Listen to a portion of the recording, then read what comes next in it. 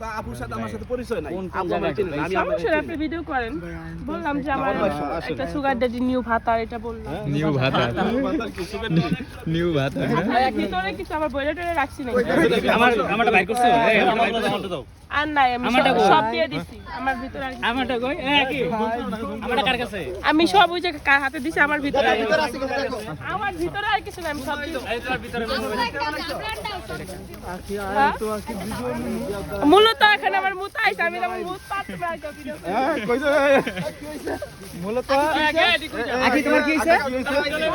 দেখেন আমাকে ধর্ষণ করার জন্য কতগুলা ছেলে পিছনে লেগেছে